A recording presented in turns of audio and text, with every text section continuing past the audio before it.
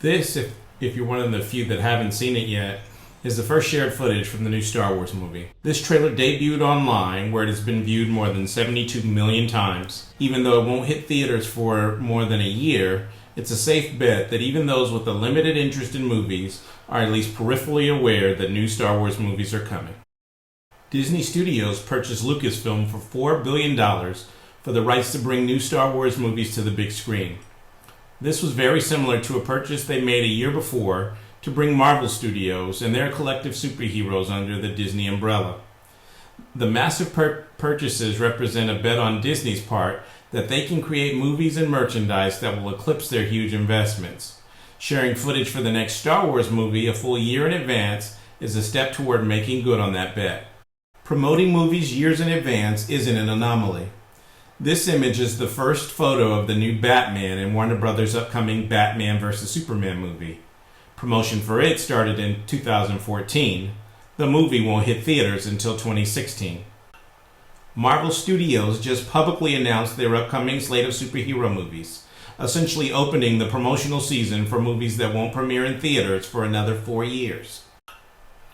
Shortly after promotion for a movie starts, so did the critiques of every minute detail. Fans online complain about the temperament of the characters, casting choices, and offer speculation about the plot. Add spoilers to the mix, and you get on-set leaked footage, passages from scripts giving specific plot details, and even speculating on which characters live or die in the end. Even with the potential downsides of seeking early attention, studios must continue to plow ahead in long-term promotions ahead of a film's release. The internet, more specifically social media, will continue to play a central role. Though the movie industry was once thought to be recession-proof, it certainly isn't failure-proof. The average cost to produce a Hollywood film has risen to over $100 million. With such a high cost of entry, failures are frequently enormous. Only 2 movies in 10 ever make a profit.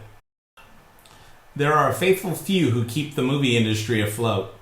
About 10% of all moviegoers go to the theater 2 or more times a month and are responsible for 50% of all movie ticket sales. With so much at stake, it's no wonder that studios are promoting films earlier and earlier in an attempt to build the intangible element that is as old as Hollywood itself, the ever-elusive buzz.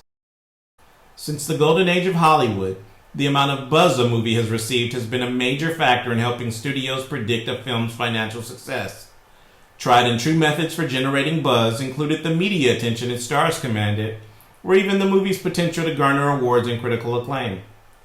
With so many distractions from other entertainment sources, and the greater segmentation of media audiences due to an expansion in choices, securing buzz for movies is increasingly occurring online. Social media is especially well suited for this. Huge audiences can segment themselves into networks connected by common interests, allowing movie marketers to target fans who take an active role in sharing with other fans who are both on and offline. The multitude of blogs and social gathering places empower users to amplify their voices, and social media's interactive capabilities allow fans to connect with a film's promotion rather than simply being a passive recipient. They can become creators themselves, taking ownership of the properties of interest. The orientation of social media toward young people aligns the medium very well with the primary demographic of frequent moviegoers. And the cost of promoting over long periods of time through social media can be significantly less than traditional media advertising. The emotional ties we develop through the interactions with familiar characters across a variety of media is known as convergence theory. Convergence theory suggests the interaction strengthening our connections, making it more likely we will continue to support the characters. The Matrix movies are one of the first examples of digital convergence. Audiences inspired by the first movie were likely to watch the animated series or play the video games to build on their Matrix knowledge. These connections made it much more likely they would also support new Matrix movies as they were created.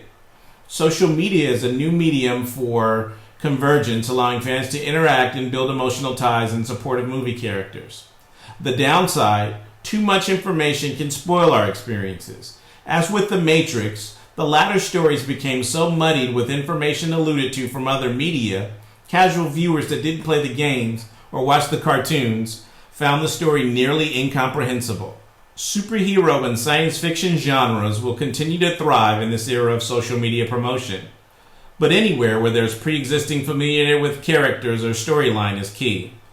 This explains the current trends in novels, remakes, and movie versions of past TV series. Many of these properties have assembled millions of followers in social media years ahead of a film's release. The horror genre has also enjoyed great success in social media. This unforgettable YouTube example was a viral prank for drawing attention to the opening of the movie Carrie. In addition to the millions of views it received online, it also generated news coverage that exposed it to millions of people offline without the expense of running TV ads.